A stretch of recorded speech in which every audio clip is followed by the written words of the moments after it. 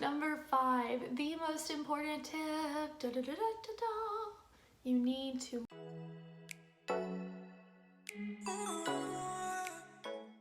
Hey VIPKID newbie, I am the Middle's VIPKID teacher or teacher Sarah, and I've got your back.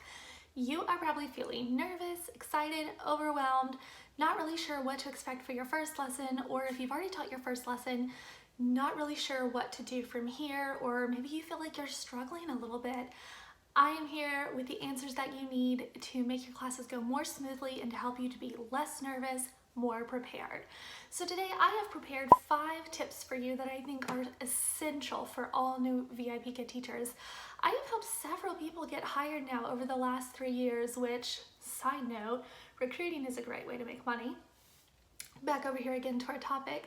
These 5 things I think are essential for every new hiree. So let's jump into them today, and I'll tell you my favorite one I have saved for last. And I think not only is it my favorite one, but it's the most important one that I want you to know out of this entire list. So let's go ahead and look at number 1. I have my laptop down here, so excuse me if I'm looking around. So number 1, what you need to know is you need a wonderful personality. Okay, you just have to have it. You have to have a good personality, or VIPKID is not going to be a fit for you. Now, I don't mean this to say like, oh, I'm not very outgoing, or I'm not like super peppy and in your face or whatever. That's okay. You can still be a VIPKID teacher. That's fine. But we need to have that lively personality that makes kids want to learn, that makes them be engaged in the lesson, because consider a video where I'm talking to you like this. I can still be presenting the content for you, but it's really not that exciting to listen to or to watch. Or I can be acting like my true self and have this bubbly, wonderful, exciting personality. So don't let the fact that you're sitting at a laptop or that you're in a camera, don't let that kill that fun you that you have. Don't let it be awkward. Just be your true, genuine self, and maybe add in a little extra coffee. What I always tell my new recruitees, I don't know if that's a word or not, I should probably know that as an English teacher. What I always tell my new hirees is that they need to have the energy and the personality of a kindergarten teacher who's had 3 cups of coffee. That's my quote that I give every single one. That's what they need to have. So that's what I encourage you to do. If it takes 1, 2, 3 cups of coffee, do it. We want to be that fun, exciting teacher that kids look forward to coming back to and that parents enjoy because they see how much their kids are loving it. Number 2, prepare, prepare, prepare. That is the most important thing in the beginning, because if you can't teach the lesson, you can't do the class. And if the class doesn't go well, the parents aren't going to book you, and VIPKID may start to have a problem with you if you're getting lots of negative feedback, or if you just never get booked, then you'll never make any money. If those parents don't rebook you again, it could be really hard to get your bookings built up. So let's talk about how you can prepare. First of all, I think it's really important. Sorry, that's something in my eye. Y'all, I'm just keeping it real here. This is just real life me. You definitely need to prepare by looking over the PowerPoints, read through them, make sure you know what you're supposed to do on each slide, and then also make sure that you know the grammar, especially the pronunciation. You need to make sure that you know these things, or the answer to certain science or math questions, because not all the time do they put the answers on the slides. Most of the time they do over on the teacher tip portion, but I know sometimes they're not there because I've looked and I don't know. So I encourage you to do that. Now, if you've been with a VIPKID for a while like I have, I really don't even prepare anymore. I just kind of wing it and go with the flow, and it's okay because I've been with them for so long now that I know what to expect. I know what to do even if I've never seen the slide before, because it really follows the same pattern, and once you've done it, it's not bad. So the next one is to use very few prompts. If you've been binging YouTube like I was doing before I started with VIPKID, you've probably found this video. You don't have to go crazy with all the prompts like people tell you to. You don't have to do it. It's a myth. It's a myth. I teach using only my phone. That's all I use, and I hold it up to show pictures, videos, play music, do whatever. But you don't have to go crazy with the prompts. Now in the beginning when you're working on getting hired, yeah, you definitely have to use props. If you're doing lower level stuff, you probably want to have some more.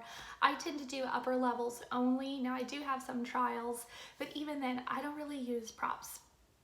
So it's good to have some, but you don't have to have like a storage room full of props like some people do. I mean, I've seen some crazy storage stuff that people have done just to hold up props and little things in their classroom. To me, that's excessive, but again, I'm a minimalist, so I don't know. Number 4, have a simple background. This is literally my VIPKID classroom.